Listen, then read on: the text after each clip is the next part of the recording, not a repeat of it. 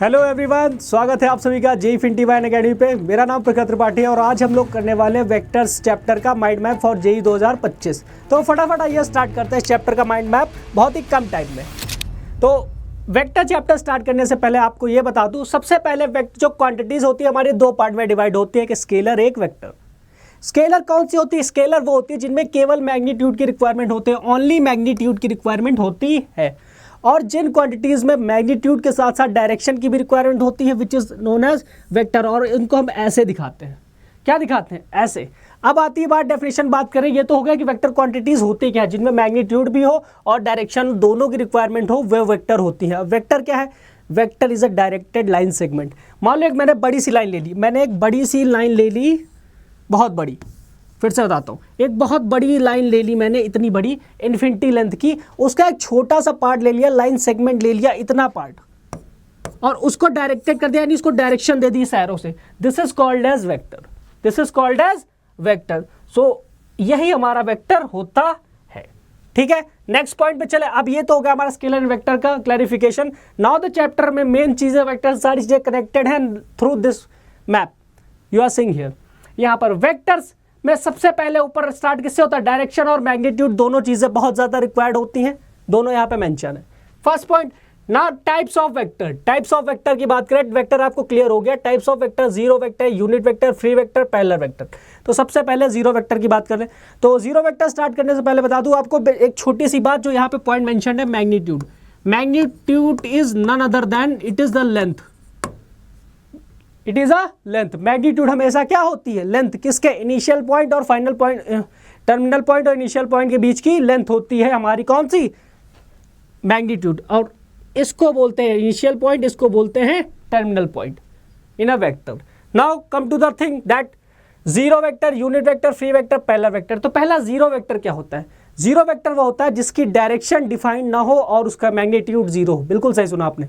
जिस वेक्टर का direction defined ना हो, magnitude zero, that is known as zero vector. तो zero vector is completed here. Now come to the point unit vector. Unit vector क्या होता है? Unit vector हमारा वो होता है अगर हम किसी वेक्टर में उसी के मैग्नीट्यूड से डिवाइड कर दें, which is written as here, कि किसी वेक्टर, मान लो एक वेक्टर n है, उसमें उसी के मैग्नीट्यूड से डिवाइड कर दिया मैनी मॉड ऑफ वेक्टर n से, that is known as unit vector. वो हमारा यूनिट वेक्टर हो जाता है और उसे हम n कैप से लिखते हैं। ये जो सिंबल हमारे पास लिखा है, this is known as n cap. ये ऊपर जो टोपी लगी इसको कैप पढ़ते हैं, ये हमारा यूनिट वेक्टर होता है। ये दोनों यहाँ पे क्लियर। थर्ड बात करें तो फ्री और पैरेलल वेक्टर्स। अब आपको vector clear, free zero vector clear और unit vector clear. Now point बात करें फ्री और पैरेलल वेक्टर क्या होते हैं।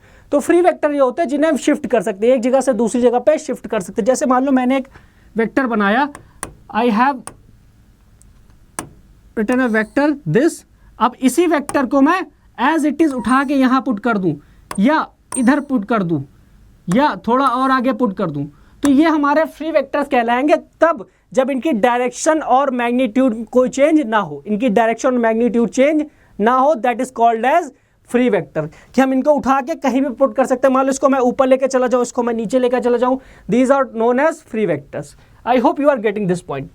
सो हमारा यहाँ पर फ्री वेक्टर्स भी कंप्लीट होता हुआ। Now come to the point parallel vector. Parallel vector क्या होते हैं?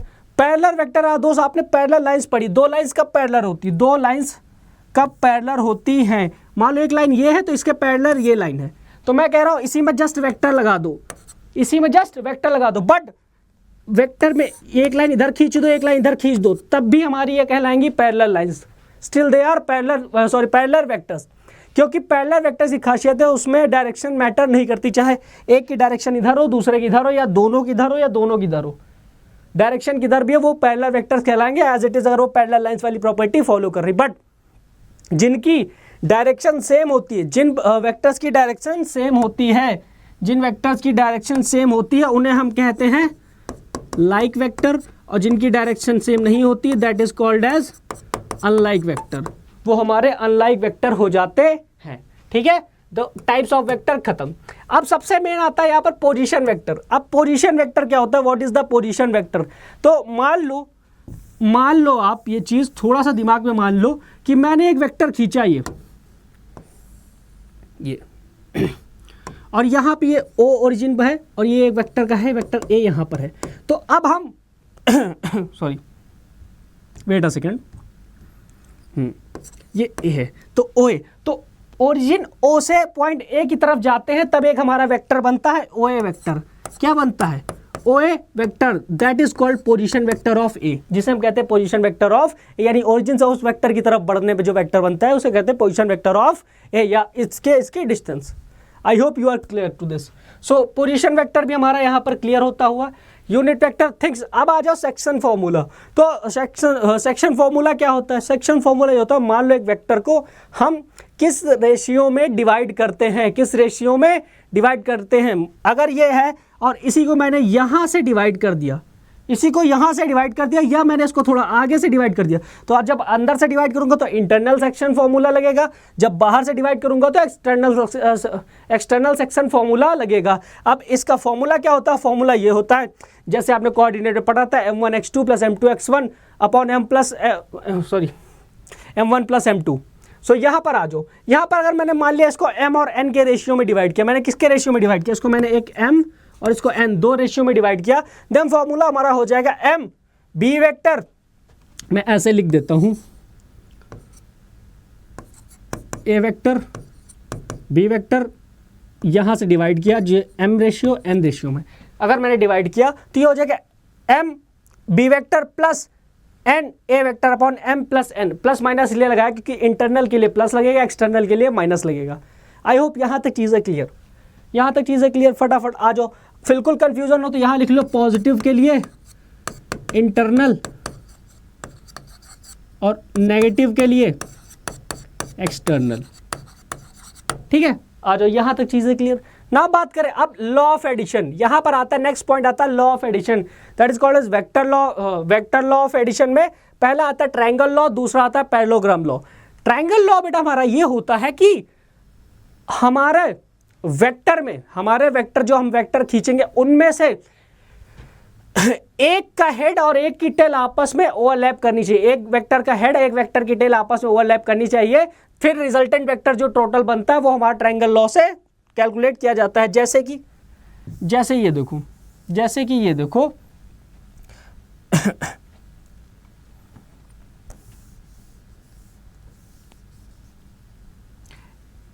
दिस इज वेक्टर दिस, और दूसरा वेक्टर यहीं से खींच दिया हमने ये। फिर जब हमने इनिशियल पॉइंट से इसके पॉइंट को मिलाया तो अगर ये ए वेक्टर है और ये बी वेक्टर है तो it is known as vector A plus vector B. ये सिंपल सा ट्रायंगल लॉ लगता है। एक ही पॉइंट को फॉलो करना होता है कि एक का जो हेड है और दूसरे का टेल आपस में ओवरलैप करना चाहिए, यहाँ पर मिलना चाहिए। देखो इस फिगर में आराम से बना रखा है। फिर हम इनिशियल पॉइंट को इसको यहाँ से मिला देते हैं and this is called as resultant. Resultant क्या होता है? Resultant vector. यही हमारा होता है रिजल्टेंट वेक्टर। ठीक है, आ जाओ।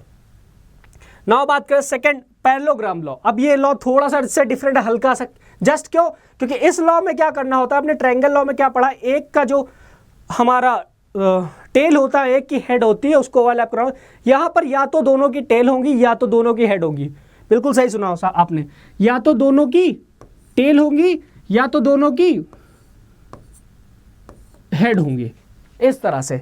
तो बेसिकली यहाँ पे हमने क्या किया, यहाँ पे देखो हमने यहाँ से स्टार्ट किया है, एक वेक्टर ए इधर गया, एक वेक्टर बी इधर गया। अब इनके बीच से एक रिजल्टेंट लाइन निकलती है वेक्टर ए प्लस बी की, that is known as parallelogram law. और पैरेललोग्राम लॉ ऐसा ये कहते हैं क्योंकि इसके पॉइंट्स को हम ऐसे डॉट डॉट डॉट बनाते हैं, फिर एक पैरेललोग्राम फॉर्म होता है।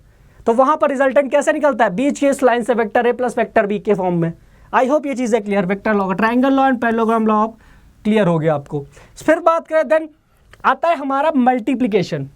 वेक्टर लॉ ऑफ एडिशन के बाद आता है मल्टीप्लिकेशन। मल्टीप्लिकेशन में क्या, डॉट प्रोडक्ट और क्रॉस प्रोडक्ट। डॉट प्रोडक्ट क्या होता है? A dot B. Cross product क्या होता है? A cross B.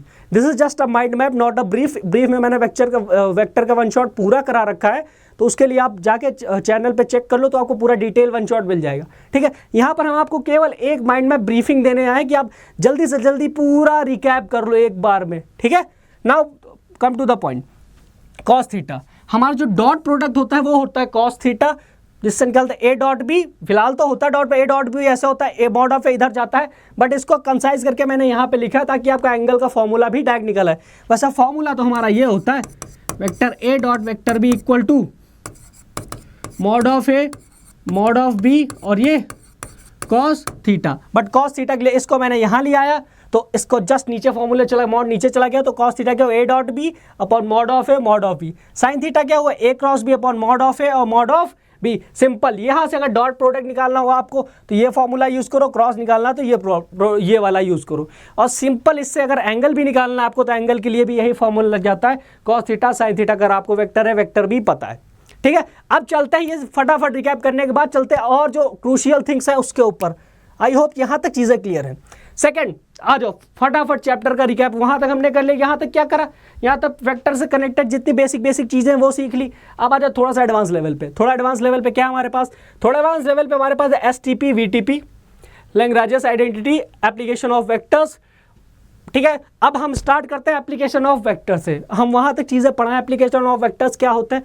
तो एप्लीकेशन ऑफ वेक्टर्स में जब हमें एरिया ऑफ पैरेललोग्राम या area of triangle in vector form में जब निकालना होता है, वेक्टर के फॉर्म में दिया होता है, एरिया बन रहा होता है, वहां पर निकालना होती है, पैरेललोग्राम बन रहा होता है, तब हम लोग क्या यूज करते हैं, तब हम लोग ये यूज करते हैं दो वेक्टर जब गिवन है, एरिया ऑफ पैरेललोग्राम में mod of A cross B, mod of A cross B, और ट्रायंगल में क्या करते हैं 1/2 A cross mod of A cross B.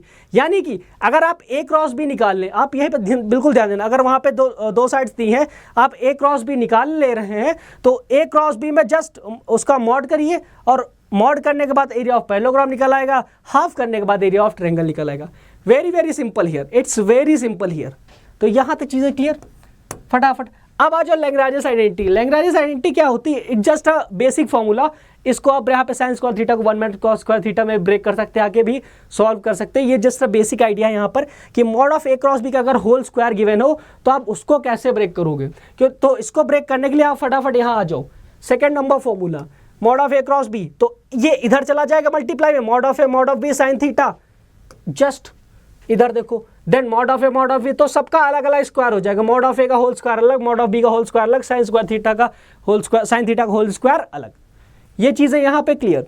Now come to the point, ये हो गए। अब आ जाओ volume of a tetrahedron, volume of a parallelepiped, ठीक है। ये दो नई चीजें भी आपको लग सकती है, बट मैंने वन शॉट में डिटेल में चीजें पढ़ा रखी है तो टेंशन मत लो, वन शॉट में सब पढ़ा रखा है, आप जाके लिंक में देख सकते हो। तो इसका फॉर्मूला जस्ट होता है टेट्राहेड्रॉन में। तो टेट्राहेड्रॉन में आपको ये चीज ध्यान रखनी कि ये वाली चीजें सेम ही रहेंगी बट 1/6 लग जाएगा। अब ये जो एक डब्बे का साइज का दिख रहा है, इसको समझने के लिए आप पहले ये समझो कि एसटीपी और वीटीपी क्या होता है। एसटीपी और वीटीपी क्या होता है, तब आपको ये चीज समझ में आएगी। अंदर तो ये जस्ट वेक्टर्स हमारे पास हैं, P A vectors, which means P A vector का मतलब है कि वेक्टर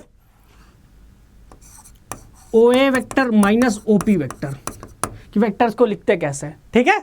अब आ जाओ इधर एसटीपी। एसटीपी क्या, एसटीपी है स्केलर ट्रिपल प्रोडक्ट, वीटीपी क्या, वेक्टर ट्रिपल प्रोडक्ट। तो स्केलर ट्रिपल प्रोडक्ट में यानी कि होता क्या है, अगर हम दो वेक्टर्स का एक स्केलर से मल्टीप्लिकेशन कराएं तो इसका जो आंसर होता है वो एक स्केलर आता है।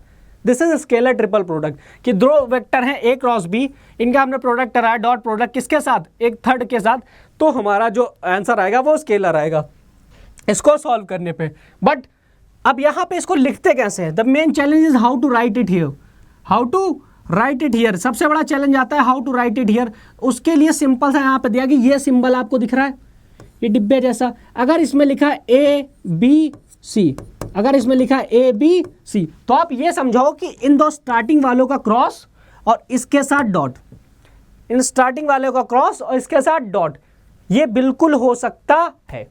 अब इसके दो तीन जो डिटेल्ड फॉर्म मैंने वन शॉट में पढ़ा रखे हैं कि इसको डिटेल में कैसे समझे, और इसके फॉर्म्स मैंने वन शॉट में भर के बता रखे हैं।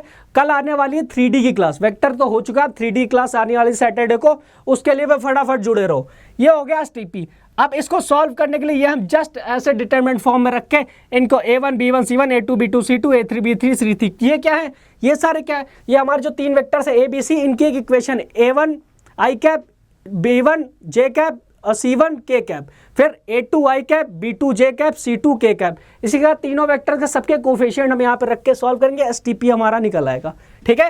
नेक्स्ट आ जाओ वीटीपी, वेक्टर ट्रिपल प्रोडक्ट। अब ये बहुत सिंपल है, अगर आप इसको समझ गए तो ये बहुत ही सिंपल है कि ये क्या है, दो पहले हमने क्रॉस लिए, फिर उसका फिर एक क्रॉस कराया, दो वेक्टर एक साथ लिए उसका फिर एक क्रॉस कराया, और जो आंसर आया उसको लेट्स सपोज पी वेक्टर आया, लेट्स सपोज पी वेक्टर आया, तो वो जो पी वेक्टर होता है वो हमारा परपेंडिकुलर होता है ए क्रॉस बी के, और जस्ट परपेंडिकुलर होता है वेक्टर सी के, इसके भी परपेंडिकुलर है और इसके परपेंडिकुलर भी है।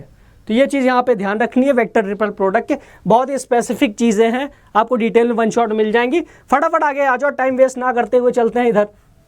Volume of a tetrahedron and volume of parallelepiped, ये कुछ स्पेसिफिक फॉर्मूले हैं।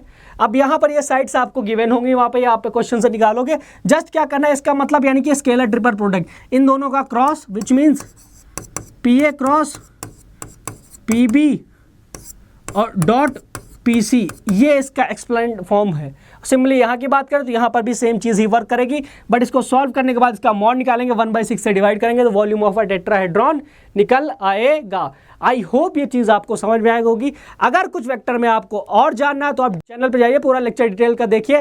देन 3D का लेक्चर कल आने वाला, उसके लिए फटाफट चैनल को सब्सक्राइब कर लो और लिंक में जाके बेल आइकन दबा दो फटाफट। सी यू सून, बाय बाय।